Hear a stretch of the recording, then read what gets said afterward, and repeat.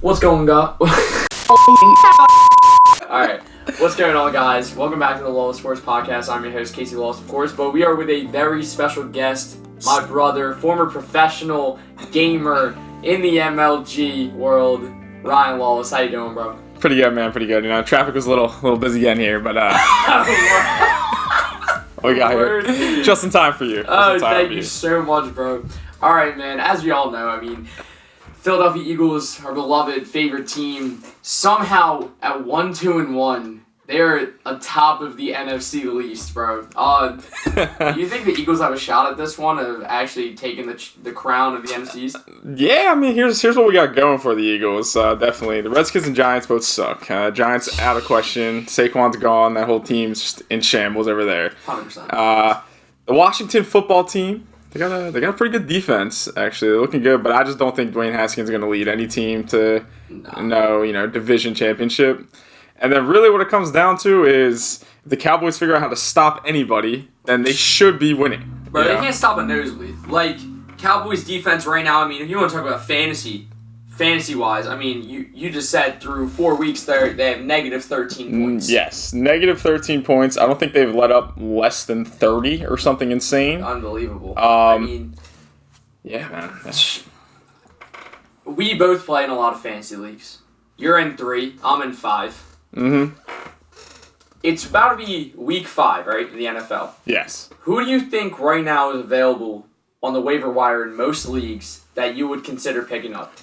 That is a great question. I would go, I mean, like I said, the big one for me, like personal hit would definitely be grabbing Joshua Kelly off the Chargers. Eckler just got out for 6 weeks. Good offense. They're going to be using him. There's a two-back system, but they should be using Joshua Kelly for the most part. Justin Jackson needs to be on like the lower end. But Joshua Kelly for sure. Anyone you out notable? In my opinion, Myles Gaskin, running back for the Miami Dolphins. Is he on the waiver wire in most most leagues I saw Matthew Berry put up a stat that he's available in 70% of leagues still actually on ESPN. So definitely a good waiver wire pickup. But another one who I really liked, of course, is MVS. Again, he's available in a lot of different leagues. So definitely pick him up, especially with Alan Lazard possibly not returning this week. Right. Well, actually, Packers are on a bye. Packers are on a bye. So a lot of people won't even be thinking about Green Bay. So MVS might be a pickup that you want to consider. Yeah, I picked him up as a plug and play this week because I have Devontae Adams in that league. He did fine, but Aaron Rodgers, doesn't matter who he's throwing the ball to, honestly, at this point. Someone's catching it. Whether it's the running backs out of the backfield, the tight end popped off yesterday too. I think when Devontae Adams comes back, he'll definitely be he'll be back to being the guy. Oh, for sure. He could have came back this week. They said no. They got to win anyway. They said we're gonna beat the Falcons. Don't worry about it. Then he comes now. He's got a bye too to rest again.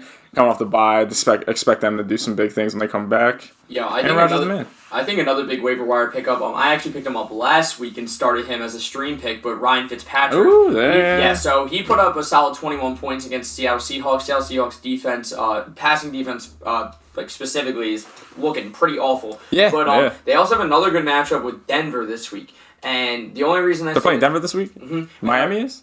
Yeah. I think New England is. Oh, I'm sorry. No, they're playing San Fran. I'm sorry. Okay. Sorry. And the reason I think that that's a good spot for Ryan Fitzpatrick is because San Fran's defense is extremely injury-riddled. And not only that, though, but Ryan Fitzpatrick has already been named the starter from Brian Flores once again for this week. So I think... Instead of who? Tua? Maybe they got... Yeah. Tua definitely will start eventually this year, I think. But I do think it's good that Ryan Fitzpatrick is playing most of the games while the NFL season still exists. But True. So there's that as well. But I think in San Fran, Ryan Fitzpatrick's definitely a good plug-and-play stream option. Yeah, their defense has been... They're losing people left and right. I don't know how they've held up or Sunday night against the Eagles if they lost anyone else. They lost to the Eagles. I think K'Wan Williams might have went down. He's their starting slot cornerback, so that's hurt as well. Not only that, but Richard Sherman's been out since week 2. Yeah, Sherman, Bosa, not Eric Armstead, Solomon Thomas, their starting defensive tackle other than Eric Armstead. So a lot of injuries on that defense, so I definitely think that Ryan Fitzpatrick is definitely a super solid fantasy stream option this week. Ryan Fitzpatrick against San Francisco? Yeah, man, for sure. Honestly, what I'll do, let's just take a look and see who's available in in the leagues. Like, you know, I see, like, if you look top players, like our one league, you know, Herbert's up at the top. Yeah. He's going to be playing New Orleans. That's not a bit. If you don't have a quarterback or you got a quarterback on a bye. Honestly, someone who I really like is Teddy Bridgewater this week. At Atlanta. I mean, dude. At Atlanta, Teddy Bridgewater. CMC is out. Throwing the ball a lot, Robbie Anderson, DJ Moore, Curtis Samuel, even Mike Davis catching a touchdown or two out of the backfield. So that's not a bad plug and play. I definitely think that Teddy Bridgewater... Atlanta got torched by Green Bay last night, Aaron Rodgers. Now, their defense is also torn up by injuries as well. So not only are they, you know, choke artists, they don't have a good defense to back them up anyway. So I would definitely, Teddy Bridgewater coming in. That's a pretty solid pick. We got Daniel Jones up here too as like a top pick. But honestly, bro, even though Dallas again scored on so much...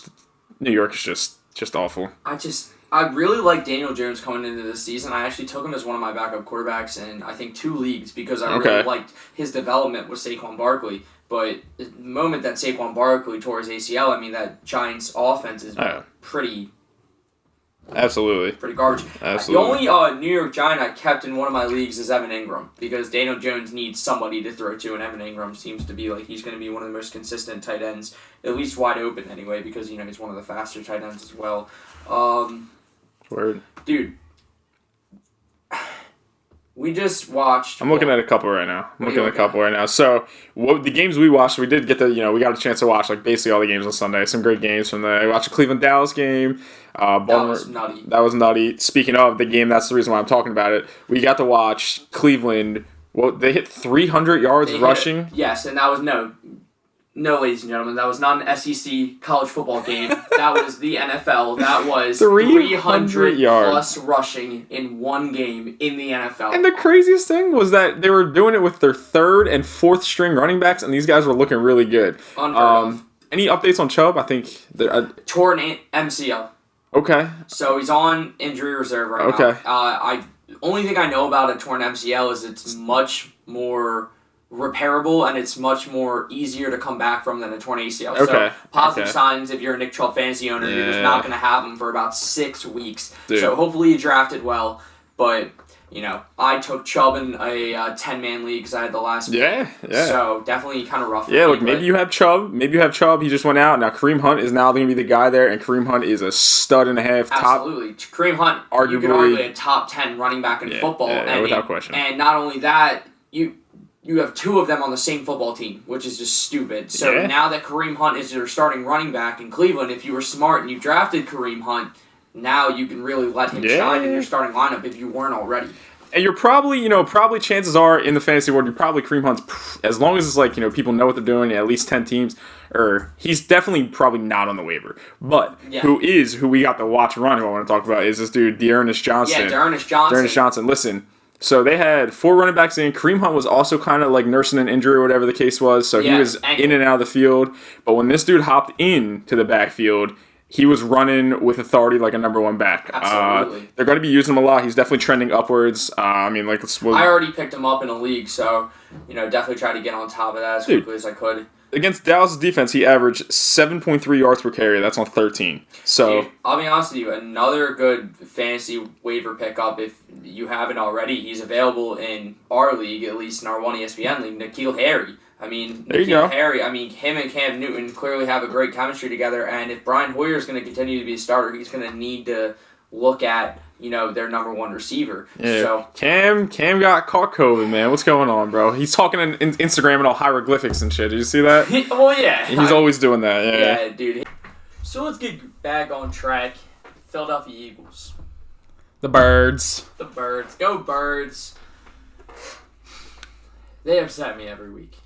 Even in a tough win, to watch. I literally have to almost stop myself from watching because I just feel like I'm going to be disappointed every Sunday. You go against a rookie in Joe Burrow and you can't even beat him. You have to tie. I predicted that we would lose, and I was even more disappointed that we didn't lose and the fact that we tied, because then it just brings your expectations up to this point of why aren't the Eagles winning?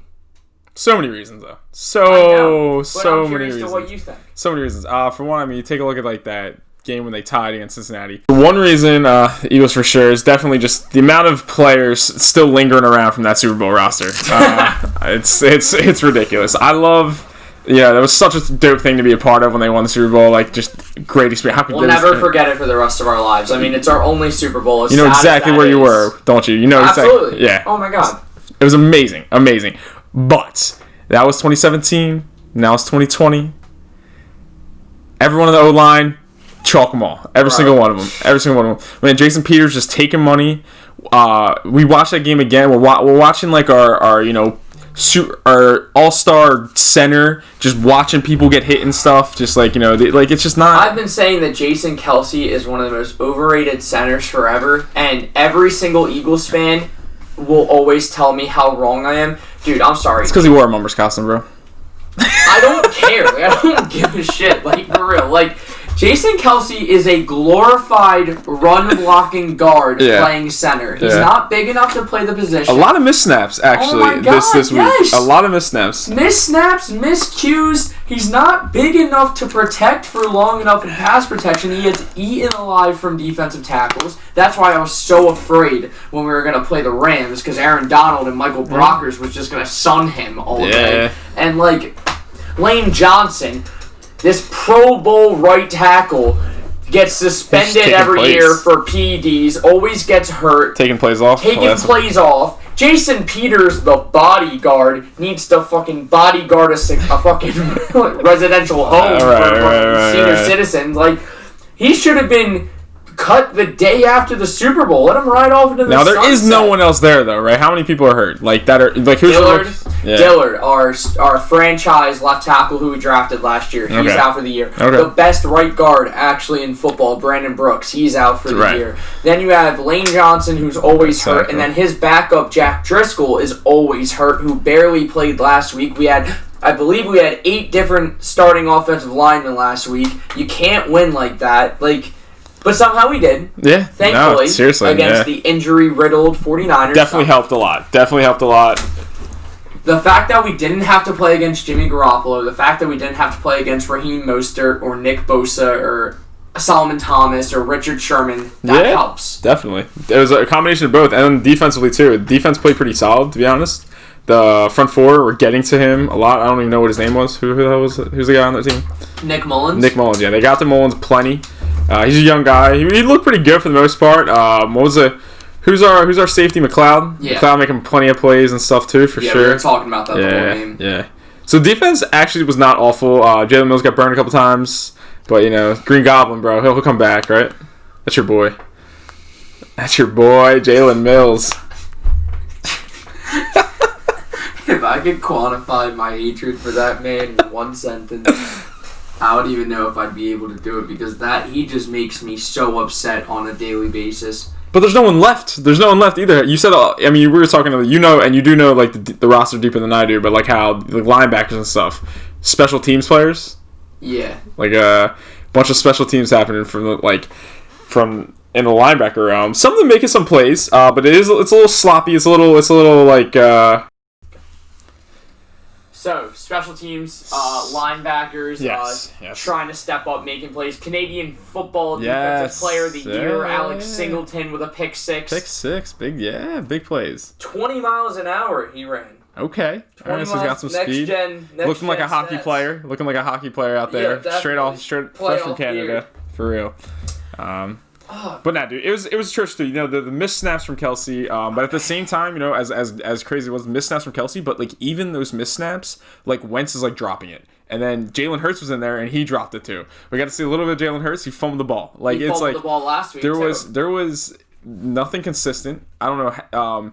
When Wentz was breaking away and making some plays by himself, he looked good. But he does still look It looked like what was happening was he kind of got to that whole, like, I need to take over the game because who's he throwing it to? Nigel Fulgham or something? Travis Fulgham. That's what I said. Put some respect on his name. Nigel. I don't know why I want to call him Nigel. Travis Fulgham. I just feel like Fulgham and Nigel, it just goes together. Like that's. It could. It probably does. But he was throwing to guys like Travis Fulgham, throwing to guys like Greg Ward. Sure. Even Arcega-Whiteside, our beloved receiver. He was not in, right? No, he was hurt. I hate him so much. They didn't get the ball to Ertz much. No. They got it to Rodgers, Richard Rodgers a few times.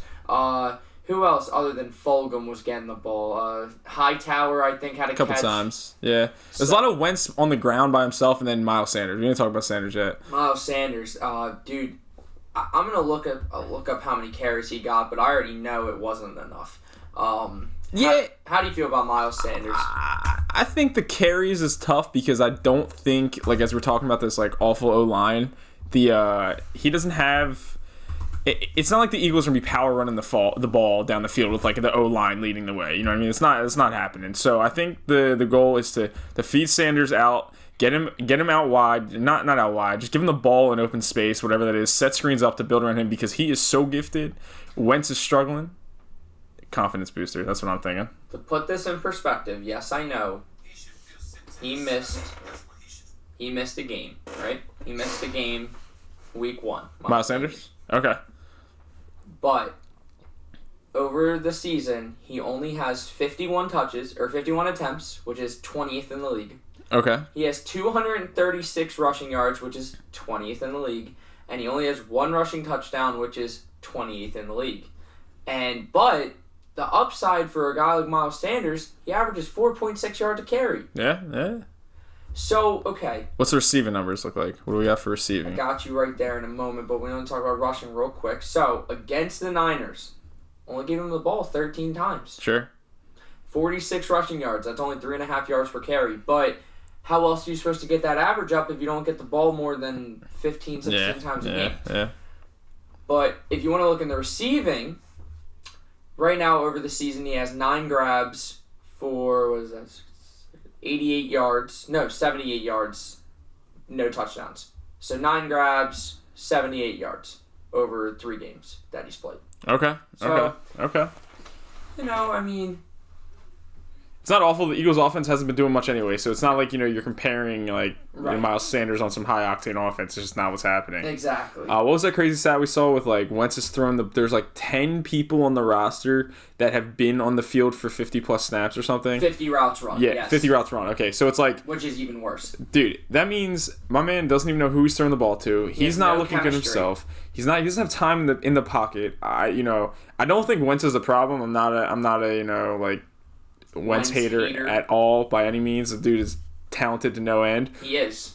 But even what we saw too, though, he looked like he was like, not, I don't want to say trying too hard, and they're NFL players, but he looked like he was aiming the ball, like he wasn't just throwing the football. There's a lot of balls that were like going straight into the ground. You called out that he was like releasing the ball late, like it looks like he's really trying, and then it's like by the time he decides to let go, it's in the dirt. You know what I mean? That's something that I've noticed a lot with Carson Wentz is the fact that he has such a high octane, such a high level arm, but for some reason, whoever is their Philadelphia Eagles quarterback coach is not working well with him. You don't think so? Dude, I know it sounds so stupid, but even when I'm playing football with my friends, I'll play quarterback if we're playing backyard tackle, whatever. Even I know when I release the ball late, it's going to the dirt. So I adjust for it. I'm just saying, an NFL level quarterback, if you can't dude, you have to watch your own film to really improve on yourself as a passer and as a player. And when Carson Wentz is throwing these balls into the dirt, he literally is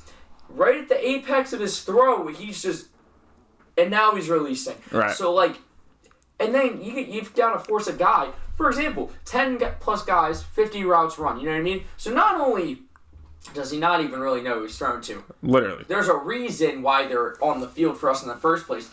We're constantly hurt. They're not great receivers. Yeah. So now Carson Wentz is forcing these already not great receivers to make catches by their knees and ankles because he's releasing the ball late. So as much as I love Carson Wentz, I still think that that's a giant problem for the Philadelphia Eagles offense. I agree. But it's also, look, so they're playing San Francisco defense. We talked about, Ertz didn't see anything. No. Why? Because he's getting double covered probably, the majority of the game.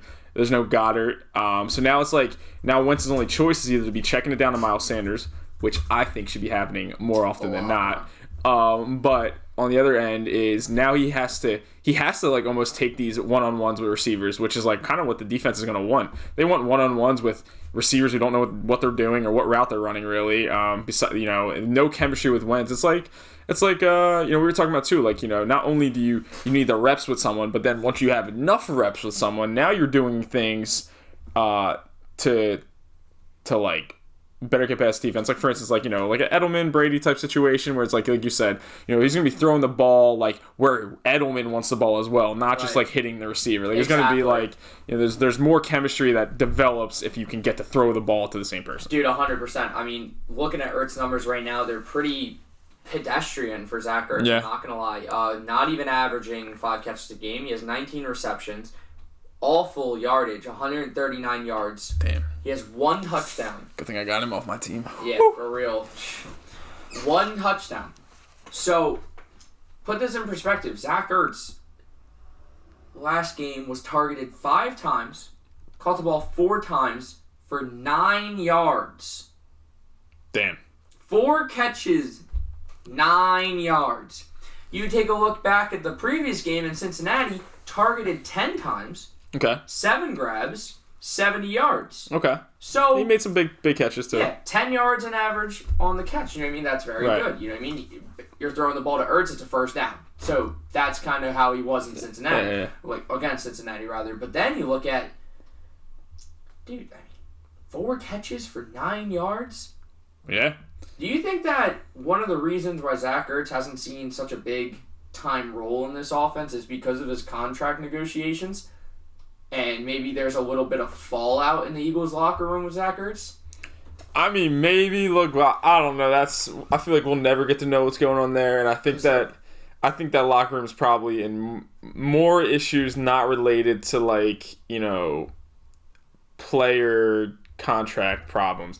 I think, for real, it comes down to there's no one else. There's no one else to get the ball to. So Zach Ertz is going to be covered. He's their guy. Like, he's going to be locked down every single play, basically, and forced to throw these receivers who have no idea what's going on. But you could be onto something. I don't know. Only reason I say that is because there was the report that Zach Ertz stormed out of Howie Roseman's office after he didn't get the contract that he wanted, and there had to be some players around. There had to be some form of audience. Someone knows. Right. Clearly someone knows if I know. So, you know what I mean? So there definitely had to be maybe a couple players sitting outside of Howie's office, you know what I mean, waiting to talk to Howie. Zach Ertz busts out of the door, you know what I mean, freaking out like, oh, I want $15 million a year, you know what I mean? He doesn't get it. So I definitely think that could be a chemistry concern for the Philadelphia Eagles because, you know, Zach Ertz feels, just saying, age 29, he turns 30 this year. Howie doesn't want to give a 30-year-old tight end $15 million a year. I don't blame him. He's been in plenty of commercials, bro. Him and his wife have been doing all kinds of Instagram ads, dude. I know they're making money. It shouldn't be the problem. It should not be the problem. Julie Ertz, I believe is her name, is a world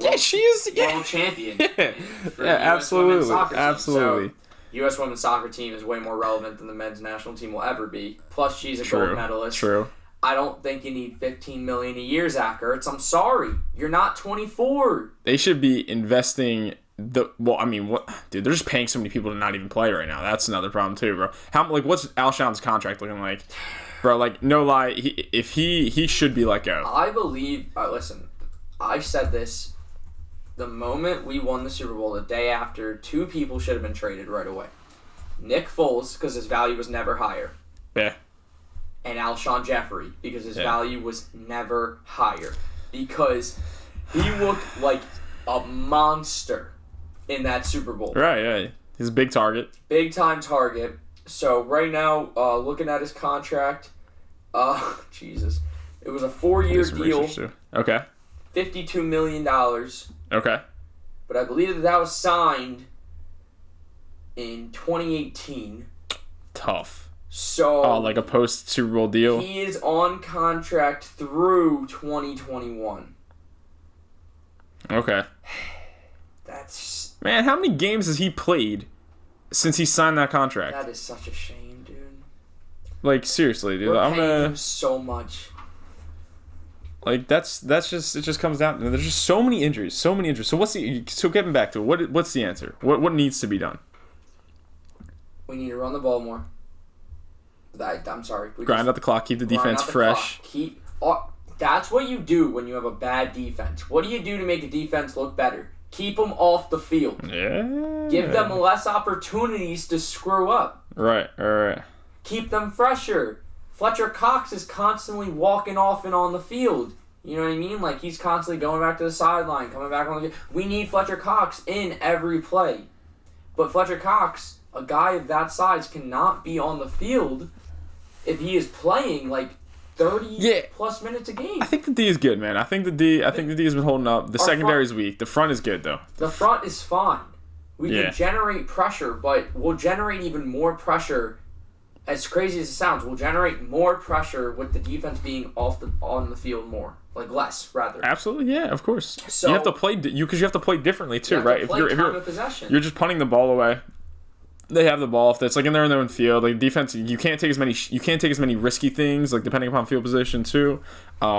Dude, real quick, I did pull up Alshon's his just like career real quick and what's going on. So 2017 Super Bowl season, right? He played all 16 games. You're saying he signed this contract in 2018, 13 games played. 2019, only 10 games played. Numbers not great either way. Like, talking really not good. And now we are 4 games in. He's still not here. He has 0 games played. 0 games played. What's his whatever's on this game? It just says he's out still. I mean, so who knows? So, like, that's maximum 12 games if he decides to step on the field and play all 12. Either way, we're paying this dude to not do anything. Per usual. That's usually the way it goes. Jason Peters, how much money is he getting paid to do nothing? I know he just got a 1-year deal. He got a 1-year deal. So I'll check that out. But I know he got a 1-year deal. My man was sick. Then he had... The only reason that we brought Jason Peters back was because Brandon Brooks got hurt. We were planning on releasing him. Actually, we already said to him that we were going to release him, and he's like, all right, yeah, I get it. But then Dillard goes down. So Dillard goes down, and now it's like, it's a big deal. We kind of need a left tackle. Man, you're telling me aren't people, though? Like, why is it... You know what I mean? Like, as we try to break away from the Super Bowl team, why does it have to be Jason Peters? Why does it have to be... Like, I know... I will never know what the offensive tackle pool of talent is happening in the NFL, the free agents. But I guarantee you that there is somebody around that could play left tackle that is not 45 years old on IR. Like, it could happen. Like, there's no way. There's no way. So, right now, what the contract is a 1-year deal. Guaranteed $4 million, $2 million signing bonus, but apparently if all incentives are reached, he can reach up to $8 million. So that's why it's technically a 1-year $8 million deal, but he got $4 million for this year. Yeah. That's even if he gets hurt, which he already has been. Dude. So we're paying this man. But I guess the reason we gave him this contract is, if you think about it, it has no effect on our cap starting next year. You know what I mean? Since it's a 1-year deal. You know what I mean? Okay. So, like, it has no... you know what I'm saying? Okay. So, like, even... Like, it's dead money, essentially, for this year. So, that's why it's kind of not, like, a big, like, oh, my God, we just gave him $8 million. You know what I mean? That's why it's not that big of a deal. But the reason... But, like, you are right. There are offensive linemen. I know off the top of my head, for example, a guy named Chance Warmack, who the Eagles actually signed 2 seasons ago to play right guard when Brandon Brooks got hurt in 2018. Yeah. For some reason, he stayed on our practice squad, and then we let him go. And now Chance Warmack is, I believe, maybe 31 years old, and he's not on an NFL franchise right now. And there's no reason for him to not be a Philadelphia Eagle, and that's what makes me so upset. Not only that, I just saw something that really made me mad. Nigel Bradham, former Eagle linebacker, just got picked up by the Broncos to be on their practice squad. Dude, Nigel Bradham's better than every linebacker on the Denver Broncos roster. Like, damn, okay. So what that means is, if Denver's stupid and he stays on their practice squad, the Eagles could actually sign him back. And Lord knows, we need him. Yeah, man. I don't know why we ever let him go in the first place. Is it a problem of nostalgia? Is that it would be so Philly to be holding on to all these historical things. We got the ring, boys. We got the Super Bowl. Peters, 1 more year, man. Update Get it out. Warmack. Get it out. 29 years old. Itches. 29 years old. Yeah. And who we drafted first round last year? Hurts? No. Jalen Reagor. Tough, actually. That's a tough loss, too. He's so good. But if everything works out in the way it should be, maybe it's better off that he's out right now during all this nonsense. Honestly, he came into the year hurt. Yeah. So I kind of wanted him to not play. Right. As sad as that would have been, you know what I mean, to just not have him play, you know what I mean, his rookie year. But, dude, I would have much rather him not played. He tried playing. He played well. He played hurt. Got hurt again. So that's rough scenes. Let's take a... As we move forward, so, like, you know, all these injuries and all this nonsense is happening. At the end of the day, the Eagles are in the lead of the NFC East. NFC least, as better noted. I'm looking at the matchups they have, like, in the future. Here we go. Looking at the schedule. It is a tough schedule. I know. It is a very tough schedule. They're at Pittsburgh next week. That's a tough game. If I was a betting man, I would not be betting on the Eagles. Absolutely not. The next game after that is Ravens at home. Another one, man. That's gonna be like, that's where I think that's like when Lamar will be able to shine, because the defense isn't gonna be able to keep up with him. I don't think so. They don't really have the best weapons, but I just think Lamar is just such a game changer that I don't want to play him. Right. But we are. And then we got the Giants. So let's just run it here. I'll run it down. It goes Pittsburgh, Baltimore, Giants, Cowboys, Giants, Browns. I love how close the Giants games are. Yeah, it's a free couple dollars. That could be a nice little chain of three wins. That's what I'm saying. That's why I like it a lot. Okay, if you know, upset on that would be like a nail in the coffin for the Cowboys season too. It would at the be, pace that they're going. Because then we would get those 3 divisional wins. Yeah, right there. 3 divisional. And we play Dallas later in the year. Then we Dallas have to. is technically third in the NFC East right now. Why? Because Washington has the divisional win against us? Yeah. Okay. Isn't that crazy? That is actually crazy. Okay, so then after the Giants, then they go Browns, Seahawks, Packers, Saints. Don't we get Patriots too? No Patriots this year. Oh, okay, no Patriots this year. I thought so. No. We're playing the AFC North. Yeah. And then we're playing the NFC West. So Seahawks, I mean, the Packers just gets thrown in there. Saints just get thrown in there, which is crazy. Packers, Cardinals, Saints, That's like Dallas, Washington. L's, literally. Those are tough games, man. Well, those now, are tough to games. put that on the flip side, Eagles have an incredibly tough schedule. But to put this on the flip side, let's take a look at Dallas' schedule. Okay. So they got New York this week. They got the Giants. Okay. Then they got the Washington football team. Okay. So you could argue that that's 2 straight dubs for them. And then they have Pittsburgh. So that's hard as well. But then you have Washington football team again. So they goes Washington football team, Cowboys, Washington football team. And then you have the Bengals. Okay. Which should be a dub for the Cowboys. It should be. Then Eagles. Then Cardinals. Then Eagles. So it goes Eagles, Cardinals, Eagles. So Okay. that could be rough for them. And then you got the Vikings, the Ravens, the Niners, and then Dallas. And then the Giants. Okay. So by week There's a lot of losable games in there for them. By week 16, Jimmy Garoppolo and Raheem Mostert will both be back. Yeah, I think Garoppolo's back next week. He should be back. I think he's back next week. He might not be back this week. They might sit him again. Okay. But he will 1,000% be back by week 16, as will Raheem Mostert. Yeah. So that Niners should beat them. I do not see the Cowboys stopping Lamar Jackson. I agree. I also think, hot take right now, you said they're playing New York and then Washington football team back-to-back. I don't know who, but they're going to go 1-1 throughout those weeks. I don't know what team it's going to be out of the two, but hot take. That's crazy. I think that they will lose to one of those two teams. Damn. That's crazy. As much as I hate the Cowboys, I mean, they're the most loaded offensive team, definitely in the NFC. You can argue in the NFL.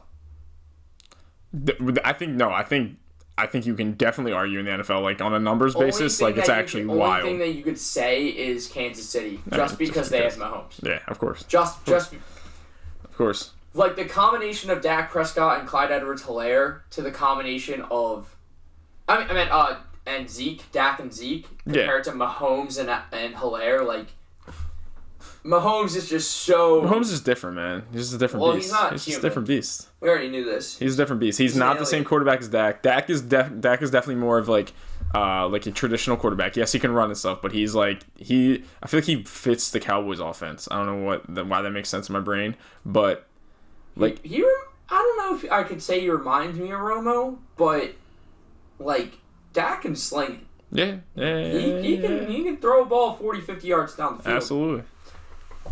And healthy Romo is scary, so they kind of have that same form of and then you think about Zeke and DeMarco Murray, and then you think about Dez Bryant to Amari Cooper, how cyclical is the NFL? It is. The Cowboys have always worked in triplets.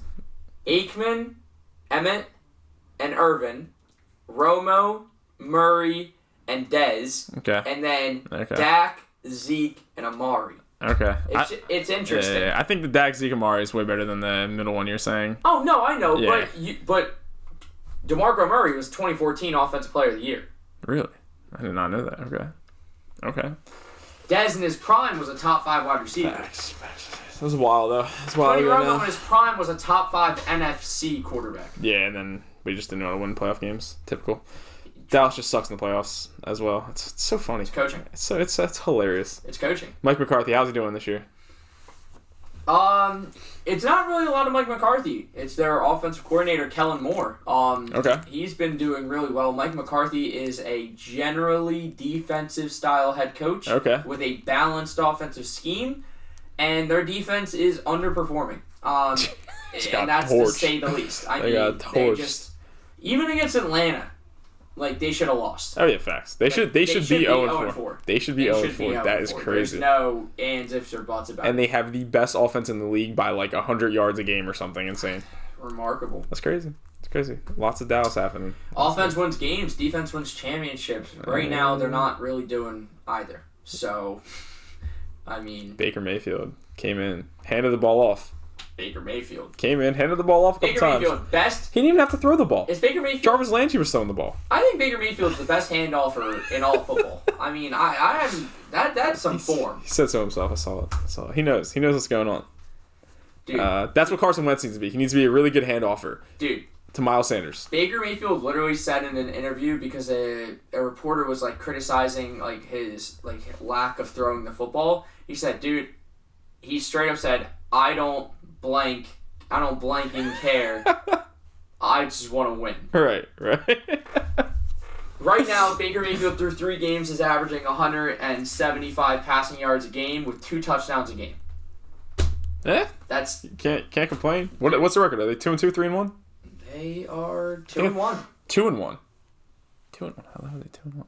Wait, did Baker not play a game? I think they're 3-1. I have stats for him against the Bengals, the Washington football team, and the Cowboys. Who did they play week 1? The Ravens. Sorry. I was gonna say Pittsburgh, Baltimore. They're 3-1. They're 3-1. My apologies. Yeah. Good for them. Google's tripping. Cleveland Browns. But yeah, averages 2 touchdowns a game. Quarterback rating of about 90. Okay. They're winning. They're 3-1. Who cares? He has 7 touchdowns to 2 interceptions through 4 games. They have more wins than the Eagles. They have more wins than the Cowboys. They're doing something over there. 300+ yards rushing. That is 1 insane. game. That's insane. They're having too much fun out there. Kareem Hunt, Nick Chubb. Didn't matter who they put in. Even the 4th one. I know we're talking about Dearness Johnson, but I forget who the 4th guy. Dontre Hilliard. Yeah, How could you forget Dontre Hilliard? Sorry, man. Jeez. My man, he got in there and he was doing the same thing that every other back was doing. So yeah. That's crazy. 307 total rushing yards, by the way.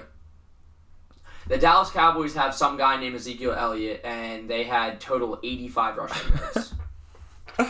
Zeke had 54. Yeah. Pollard had 16. Pollard had a couple, yeah. Dak had 12. Yeah. CeeDee Lamb had 3. Word. Amari went off that game. Remember we were talking about it. 12 catches, 134 yards, touchdown. Yeah, absolutely. Amari was CeeDee caught 2 touchdowns. Yeah.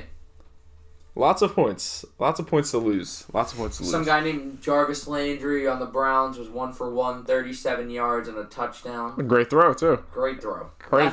Lefty, yeah. It was weird. It looked weird coming out, but it got there. Lucy. Odell making all kinds of crazy plays. That was a good game. I'm glad we watched that game. Me too. And then if you want to shift gears. To what? Next game after that. I was just about to say, Raiders-Bills. Great game as well. Great game. Dude, we were so worried that we were going to get the New York game. Giants-Rams. Yeah, no, I wasn't worried about Giants-Rams. I was worried about the other one. Where was I worried about Giants-Rams? I don't know. I think they were on at the same time. Like, it was both 4 o'clock games. No, you're right. I really was, like, hoping and praying that we saw Buffalo and Las Vegas. And even though it was in Las Vegas, we still got the game. Prime time game. Josh Allen looked phenomenal. I mean, 300-plus yards passing, 2 touchdowns. He threw to that one no-name rookie, I think, maybe Craig Davis, something like that. Sure. But, it was a beautiful ball, I remember. I was really hoping it was Stephon Diggs. Had a few getting Diggs in the mix. They had Diggs was fantastic. What's his face? John Brown. John Brown got robbed of a touchdown, I think. He did. He was in. He was in. I think he got robbed of a touchdown. Yeah, I'm going to show a picture right now of that, actually. You guys tell me at home if you think he was in. Definitely. I think he was in. He was. Did they throw the challenge on that one? No, right? I don't think he No. They did challenge something, maybe. It was an official review. Okay. So that's why they spent so much time on it. But I think that was a touchdown. How do you feel about the Bills? Dude. How do you feel about the Raiders? Raiders held their own. They're 2-2. They didn't look bad. Las Vegas Raiders have a phenomenal offense. They're just on the back end. I mean, Derek Carr threw the ball 44 times. Yeah. 311 yards, 2 touchdowns. 2 touchdowns. Josh Jacobs only got the ball 15 times. Yeah, I don't think that's enough. They didn't give them mix so much, but that is attributed to Buffalo also has a stout defense. They were swarming them, and also good to know it's not going to be in your stats, but I just remember from watching, Carr fumbled the ball twice. Or actually, no, apparently it was only once. Do you remember that, by the way? I was talking to people. You remember when he tossed the ball? Apparently they gave him that one back. I don't know if I could have swore they did not, but yeah, one of the fumbles they gave him back, whatever. But he definitely could have got rid of the ball a couple more times. Buffalo's defense was all over him. Gabriel Davis, by the way. Gabriel Davis. Okay. I said correct. My hot take: Buffalo Bills win the division easily. Easily? Easily. I can't say easily. New England's sitting at 2-2. I can't say easily because there's a coach in that division by the name of Bill Belichick. Yeah, I know. Cam's got COVID. 2 weeks minimum?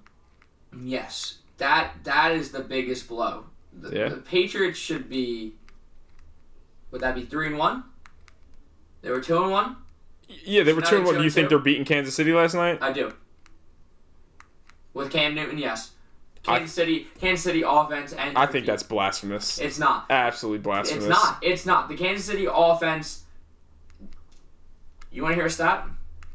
Yeah. Patrick Mahomes in his career, the only time that he has not thrown for a touchdown in the first half, he's not done it 3 times. Okay. Last year in the regular season, New England Patriots. Last year in the playoffs to the New England Patriots. Last night to the New England Patriots. Bill Belichick has that man figured out. They looked sus in the first half. And if